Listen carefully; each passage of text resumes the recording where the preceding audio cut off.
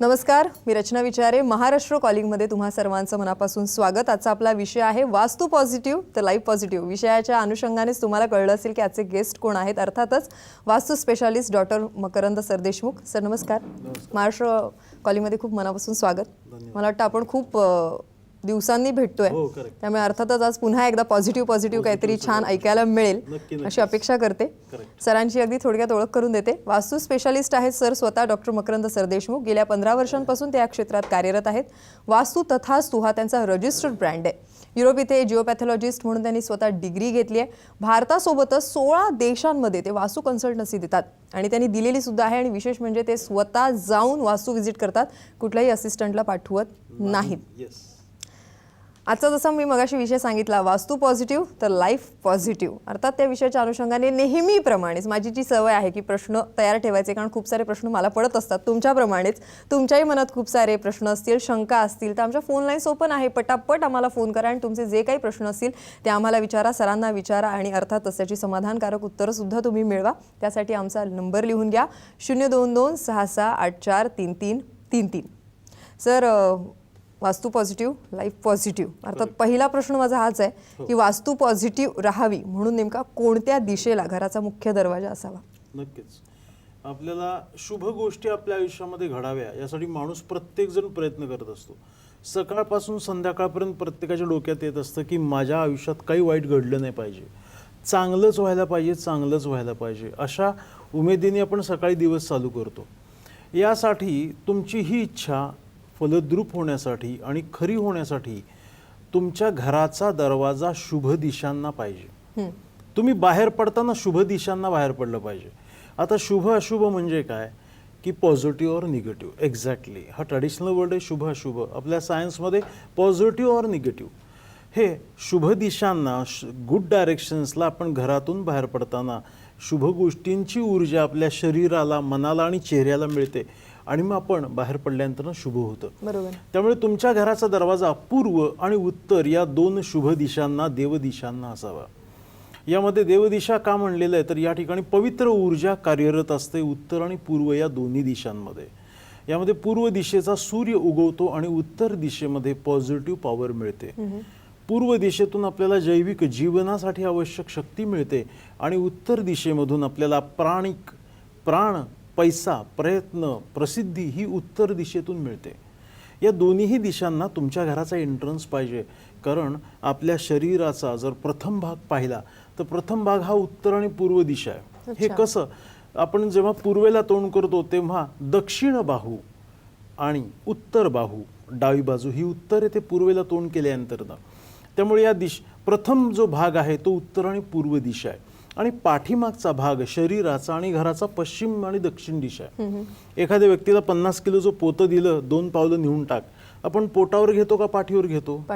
पाठीवरती घेतो. कारण पाठीवरती भार सहन करण्याची, वजन सहन करण्याची क्षमता आहे, ती पोटावरती नाही आहे. म्हणून आपल्या शरीराचा आणि वास्तूचा प्रथम भाग जो आहे तो नीटनेटका, स्वच्छ, उत्तम, कमी वजनाचा ठेवायचा आहे आणि तुमच्या घरात जे काही वजन असेल ते दक्षिण पश्चिमेला टाकायचं आहे. कारण भार सहन करण्याची क्षमता जशी पाठीमध्ये तसं घराच्या पाठीमागे म्हणजे दक्षिण पश्चिमेला आहे. त्यामुळे वास्तू पॉझिटिव्ह ठेवण्यासाठी तुमच्या घराचा एंट्रन्स काहीही असलं तरी उत्तर पूर्व ईशान्येचा असावा, दक्षिण पश्चिमेचा टाळायचा. ज्यांचा असेल त्यावरती आता उपाययोजना करता येईल. परंतु नवीन घर घेताना आपल्याला उत्तर पूर्वेचा एंट्रन्स अतिशय लाभदायक आहे. निश्चितपणे सर, अर्थातच असेच खूप सारे प्रश्न आहेत मनात, पण एक असं विचारायचं की तुमची जर वास्तू कन्सल्टन्सी घ्यायची असेल तर नेमकं काय करावं लागेल? नक्कीच हा महत्त्वाचा प्रश्न अनेकांचा. वास्तू व्हिजिटसाठी मी स्वतः तुमच्याकडे येणार आहे. वास्तू व्हिजिटसाठी तुम्हाला 9021 या माझ्या ऑफिसच्या नंबरवरती वास्तू तथास्तूला कॉन्टॅक्ट करायचा आहे. माझा ट्रस्टेड ब्रँड आहे वास्तू तथास्तू. ऑफिस सदाशिवपेठेमध्ये आहे, SP कॉलेजच्या जवळ, लोकमान्य नगर, सदाशिवपेठ, पुणे येथे. अधिक माहितीसाठी तुम्ही वेबसाईट बघू शकता वास्तुतथास्तु.com. गुगलवरती सर्च करा मकरंद सरदेशमुख किंवा वास्तू तथास्तू टाका. तुम्ही माझ्या वेबसाईटला जाल, त्यातला फॉर्म भरा. फॉर्म फिल केल्यानंतर तुम्हाला सगळे डिटेल्स माझे मिळतील आणि नावनोंदणी करून वास्तू व्हिजिटसाठी तुम्ही नावनोंदणी करा. मी तुमच्या घरी येणार आहे. पत्रिकेच्या अपॉइंटमेंट सध्या बंद आहेत. तुम्ही फक्त वास्तू व्हिजिटसाठी नाव नोंदवा. लवकरात लवकर तुमचा नंबर लागेल. निश्चितपणे. आणि सर एक जसं आता तुम्ही सांगितलं की वास्तू तथास्तू हा तुमचा रजिस्टर्ड ब्रँड आहे, हो, correct. पण वास्तू तथास्तू हा तुमचा शो सुद्धा आहे हो, आणि तो वास्तू. म्हणजे कोल्हापूरच्या टोमॅटो. FM चॅनलवर हा शो गेली 3 वर्ष यशस्वीपणे सुरू आहे. करेक्ट. रोज 10 मिनिट वेगवेगळ्या Program माध्यमातून खरं तर Correct. त्या लोकांचं मला वाटतं की प्रबोधन होत असतं आणि वास्तुविषयक त्यांना टिप्स हो. सुद्धा मिळत असतात. Correct. कसा आहे अनुभव या शोचा? खूप छान. महालक्ष्मीच्या कृपेने 2013 साली मी गुढीपाडव्याला कोल्हापूरच्या टोमॅटो FM मी माझा रेडिओ प्रोग्राम चालू केला. हा 365 दिवस रोज सकाळी 6:30 वाजता टोमॅटो FM वास्तू तथास्तू हा प्रोग्राम हा 3 वर्ष चालू आहे आणि यशस्वी 4थ्या वर्षात त्यांनी पदार्पण केलेलं आहे. रोज सकाळी 10 मिनिटं वास्तू तथास्तू या कार्यक्रमातून मी वास्तुशास्त्रावरचं आणि आपल्या आयुष्यामध्ये चांगल्या गोष्टी काय घडाव्या याचं मार्गदर्शन त्यामध्ये करत असतो. कोल्हापूर, कराड, सांगली, सातारा, कोल्हापूर, बेळगाव, रत्नागिरी या सर्व ठिकाणी तो ऐकू जातो आणि सकाळच्या वेळात त्याचा नक्कीच लाभ घ्या.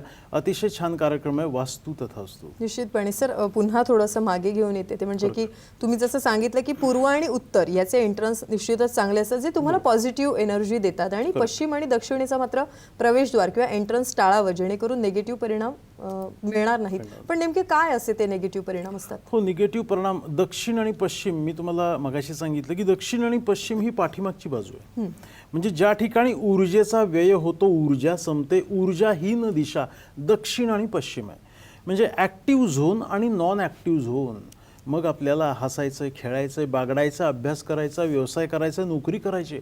मग अशा ठिकाणी आपल्याला काय पाहिजे? ॲक्टिव्ह झोनमध्ये आपण राहिलं पाहिजे. मग नॉन ॲक्टिव्ह झोन दक्षिण पश्चिम आहे आणि त्या ठिकाणी जर तुमचा हॉल आला तर हॉलमध्ये काय होतं? मुलं अभ्यास करतात, आपण नोकरीचं ॲप्लिकेशन लिहितो, आपण काहीतरी लिखाण करत असतो, आपण हॉलमध्ये अशा गोष्टी करतो ज्या झोपण्याच्या संदर्भात नाही आहेत. म्हणजे ॲक्टिव्ह गोष्टी नॉन ॲक्टिव्ह झोनमध्ये केल्या तर आपली ॲक्टिव्हिटी लॉस होते. Is a law, is a rule. मग ॲक्टिव्ह झोन कोणता आहे? उत्तर आणि पूर्व ईशान्येचा. मग उत्तर पूर्व ईशान्य जर एंट्रन्स आला तर तुमची ॲक्टिव्हिटी ही वाढीस लागते.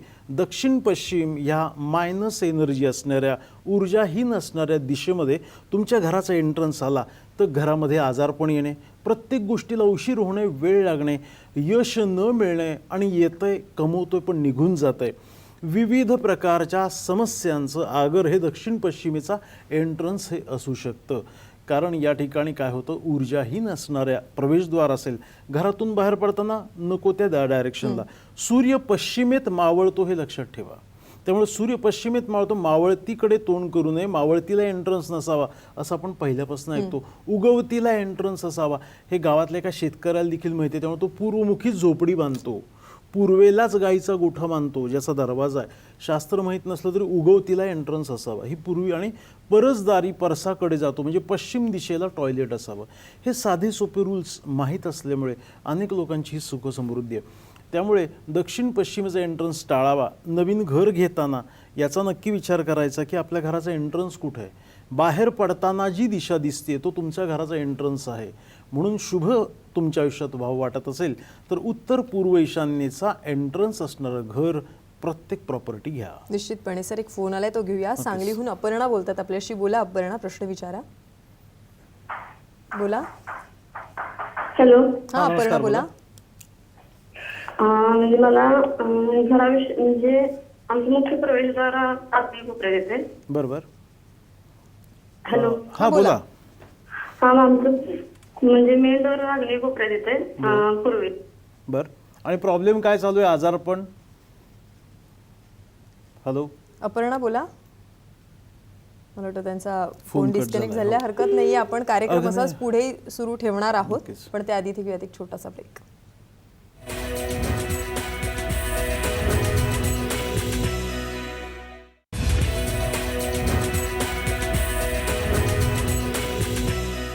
महाराष्ट्र कॉलिंगमध्ये तुम्हा सर्वांचं पुन्हा एकदा स्वागत. सर आपण आता जसं सांगितलं की पश्चिम आणि दक्षिणेचा जर एंट्रन्स असेल तर थोडेफार निगेटिव्ह परिणाम हे सोसावेच लागतात. पण अर्थात ज्यांचा आता ऑलरेडी असेल असा दरवाजा तर त्यांना उपाय काय? नक्कीच. तुमचा दक्षिण पश्चिमेचा एंट्रन्स असेल तर जास्तीत जास्त तुमच्या घराला उत्तर आणि पूर्व दिशेला खिडक्या असतील तर त्या उघड्या ठेवा.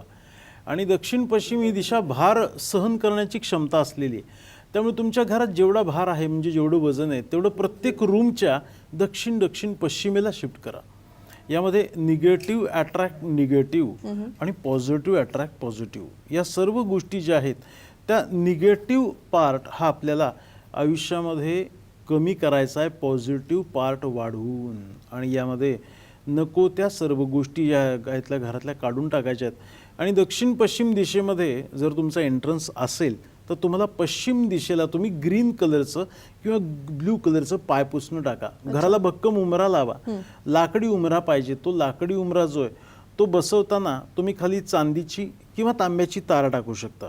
दक्षिण पश्चिमेमध्ये दक्षिण भिंत जड करायची, पश्चिम भिंत जड करायची. त्यामध्ये ॲक्टिव्हिटी नसणाऱ्या सर्व वस्तू शिफ्ट करायच्या आहेत तुमच्या बेडरूममध्ये. कारण काय होतं, दक्षिण पश्चिमेला एंट्रन्स आला की सगळ्या बेडरूम पूर्वेत जातात. मग तुम्ही काय करायचं, पूर्वेत बेडरूम असतील, टॉयलेट्स असतील तर एकतर कन्सल्टन्सी घेऊन नक्की आपल्याला उपाययोजना काय करायच्या हे पाहायच्यात. परंतु तुमचा बेड त्या रूमच्या दक्षिण पश्चिमेला शिफ्ट करा. झोपताना पाय पूर्वेला करू नकात, दक्षिणेला करू नकात. झोपताना पाय लहान मुलांनी पश्चिमेला करायचा आहे आणि मोठ्या व्यक्तींनी उत्तरेला करायचा आहे. निश्चितपणे.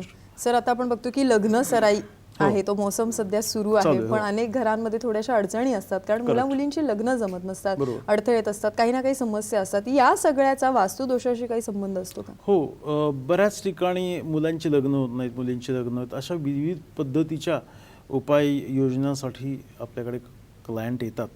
तर मुलामुलींची लग्न होत नसेल, लग्नात अडथळे येत असतील तर यामध्ये काय होतं, थोडासा प्रभाव वास्तूचा आणि मुलांच्या मानसिकतेचा येतो. यामध्ये मुलांची मानसिकता कशी राहते की ती व्यक्ती कुठे झोपते, मुलं तुमची रात्रीची झोप कुठे घेत आहेत, रोजची दिनचर्या कोणत्या रूममध्ये आहे याच्यावर अवलंबून आहे. यामध्ये बहुतांश ठिकाणी मुलांची झोपण्याची जागा जर नैऋत्य दिशा आली असेल तर मुलांची ॲक्टिव्हिटी थांबते. कारण साऊथ वेस्ट आणि नैऋत्य दिशा आणि दक्षिण दिशा या ठिकाणी येणारी बेडरूम ही मुलांसाठी उपयोगाची नाही आहे. ॲक्टिव्ह झोन हा नॉर्थ ईस्ट वायव्य दिशा या ठिकाणी मुलांची बेडरूम पाहिजे. आता मुलीचं लग्न होत नसेल तर तुम्ही तिला वायव्य दिशा, घराच्या वायव्य दिशेला झोपवा. झोपताना पाय तिचे उत्तरेला व्हायला पाहिजेत. वायव्य दिशेमध्ये झोपल्यामुळे वायुतत्वाची दिशा आहे, अग्नितत्व हे मुलांसाठी आहे आणि जलतत्व मुलींसाठी आहे. वायव्य दिशेमध्ये झोपणं. त्यानंतरनं पश्चिम दिशेला, एक्झॅक्ट घराच्या पश्चिमेला राधाकृष्णाचा छोटासा फोटो लावा. मुलगा किंवा मुलगी या दोघांची लग्न होत नसतील तर पश्चिम दिशा जी आहे त्या पश्चिम दिशेमध्ये वायुतत्व जे आहे ते प्रवाहित राहावं यासाठी विंड चाईम लावा. ही जी विंड चाईम आहे ती पॉझिटिव्ह पॉवर देणारी आहे. त्यामुळे आपल्याला घरामध्ये असणाऱ्या या सर्व वास्तुदोषावरती उपाययोजना कन्सल्टन्सी देऊन करायच्या आहेत. त्यामुळे आपल्याला लग्न न होणे आणि या सर्व गोष्टी पॉझिटिव्ह व्हायला सुरुवात होऊन जाईल. निश्चितपणे. सर, आता जसं मुला मुलींच्या लग्नाबद्दल तुम्ही सांगितलं किंवा एंट्रन्स बद्दल सांगितलं, मुख्य दरवाजाबद्दल, आणखीन एक घरातली सगळ्यात मुख्य समस्या असते ती म्हणजे देवघराची. देवारा नक्की कुठे ठेवायचा हा प्रश्न अनेकांना भेडसावत असतो, तर त्याबद्दल काय सांगाल? नक्कीच. देवघर ईशान्य दिशेलाच हवं आहे. आपल्या घरातलं जे देवघर आहे ते नॉर्थ ईस्ट म्हणजे ईशान्य दिशेला असल्यामुळे आपल्याला वास्तूमध्ये अतिशय शुभ प्रवाह निर्माण होतो. हा जो शुभ प्रवाह आहे तो अतिशय पॉझिटिव्ह वर्क करतो. याचं कारण असं आहे की नॉर्थ ईस्ट ही देवतत्वाची दिशा आहे. मगाशी मी तुम्हाला सांगितलं की पॉझिटिव्ह पॉवर ही उत्तर पूर्व ईशान्य दिशेतून येते. बरोबर. देवघर दक्षिण पश्चिम नैऋत्येला असेल तरी सुद्धा प्रॉब्लेम येतो. नैऋत्येमध्ये देवघर असेल, दक्षिणेला देवघर असेल, पश्चिम दिशेला असेल तर पहिल्यांदा तुम्ही उत्तर पूर्व ईशान्येला शिफ्ट करा. देवघराच्या 2 महत्त्वाच्या जागा आहेत. एक तर ईशान्येला जागा नसेल तर तुम्ही मध्य पूर्वेत ठेवू शकता. मध्य पूर्वेत नसेल तर मध्य उत्तरेला सुद्धा तुम्हाला ठेवता येतं. बरोबर. यामध्ये पूजा करताना तुमचं तोंड पूर्वेला व्हायला पाहिजे. जमिनीवर बसून पूजा करा. मनशांती लाभते आणि वास्तूची आणि त्या पूजा केल्याचे आपल्याला समाधान लाभतं. आजकाल पाहिलं तर लोक जमिनीवर बसत नाहीत. जमिनीवर बसणं कमी झालं आहे. पद्मासनात किंवा मांडी घालून तुम्ही पूजा करा. देवघरामध्ये जे देव आहेत ते अतिशय समप्रमाणात म्हणजे थोडक्यात ठेवा. भरपूर देव, डबल देव असे अजिबात करू नका. कारण देवाच्या एकच प्रतिमा तेवढंच फळ देणारे जेवढे 10 प्रतिमांची पूजा करू. आता 2-2 गणपती असतात, 2-2 अन्नपूर्णा असतात, बाळकृष्ण असतात. सगळे देव सिंगल करा आणि शक्यतो पोकळ देव ठेवू नकात, भरीव असणारे देव अतिशय छान. जर आपल्या जुन्या मूर्त्या किंवा जुन्या फोटो असतील तर ते नवीन करून घ्या, कारण त्यामध्ये नवचैतन्य असेल तर ती पूजा आणि या सगळ्या गोष्टी आपल्याला लाभणार आहेत. आता प्रश्न असा येतो की प्रत्येक वेळेला विचारलं जातं की सर देवघर आम्हाला संगमरवरी चालेल का लाकडी चालेल? बरोबर. एक लक्षात घ्या, देवघराला प्लास्टिक, प्लायवूड, काच, रबर किंवा पत्रा हे चालत नाही. देवघर तुम्ही प्युअर संगमरवरी घ्या किंवा लाकडी म्हणजे सागवानी तुम्ही घेऊ शकता, शिसमचं घेऊ शकता. आता सध्या ओरिजिनल शिसम मिळत नाही, फसवणूक होऊ शकते. तुम्हाला सर्वोत्तम उपाय म्हणजे संगमरवर, व्हाईट मार्बल, व्हाईट संगमरवरी देवघर. अतिशय पवित्र ऊर्जा असते, कारण नॅचरल पॉवर असते. आपण अनेक देवळात जातो त्या ठिकाणी संगमरवरी सगळी फरशी असते, पॉझिटिव्ह पॉवर निर्माण होते. म्हणजे गॉड मेड पॉझिटिव्ह पॉवर त्या संगमरवरी या दगडात आली आहे. आणि त्याचं जर देवघर असेल तर जरा देवाला पावित्र्य येतं. देवघरावरती कळस असावा का नाही हे देखील आहे. कळस ठेवू नकात, प्रभावळी येते, अशी प्रभावळ चालेल, पण तू देवघरावरती कळस नकोय. देव ठेवताना असे स्टेपवर ठेवू नकात, कारण कोणताही ज्येष्ठ किंवा कनिष्ठ असा आपण देवाचा भेदभाव करू शकत नाही. सगळे देव समान आहेत. त्यामुळे एका लाईनीमध्ये खाली छान वेल्वेटचं, तुम्ही लाल कलरचं वेल्वेटचं असं कापड ठेवा आणि त्याच्यावरती देव ठेवा, पूजा करा. आणि पूजा ही नित्य नेमाने रोज घडणं गरजेचं आहे, कारण घराची ऊर्जा शक्ती आहे. म्हणून देवघर ईशान्येला करा, पवित्र ऊर्जा घरामध्ये प्रवाहित होईल. निश्चितपणे. सर, आता तुम्ही सांगितलं की लाल रंगाचं वेल्वेट किंवा लाल रंगाचं वस्त्र, हा लाल रंगच का आपण अंतरायचा असतो देवाऱ्यात देवांसाठी? लाल रंगाचं जे आहे ते लाल रंग अति वाढला तर त्रास आहे आणि समप्रमाणात वापरला तर तो ऊर्जा देणार आहे. यामध्ये आपण कपाळी कुंकू लावतो, उजव्या हातात लाल दोरा घालतो, त्यानंतर अष्टगंध किंवा ह्या ज्या गोष्टी आपण वापरतो त्या समप्रमाणामध्ये वापरणं गरजेचं आहे. लाल कलर जो आहे तो लाल कलर जर अति वाढला तर तो अग्नितत्व आहे आणि तो समप्रमाणात असेल तर आपल्याला ऊर्जा देणार आहे. कारण अग्नी हा ऊब देतो आणि दाह सुद्धा देतो. दाह माणसाला हानिकारक आहे, ऊब हे लाभकारक आहे. त्यामुळे अग्नीचं प्रमाण हे समप्रमाणात असलं पाहिजे.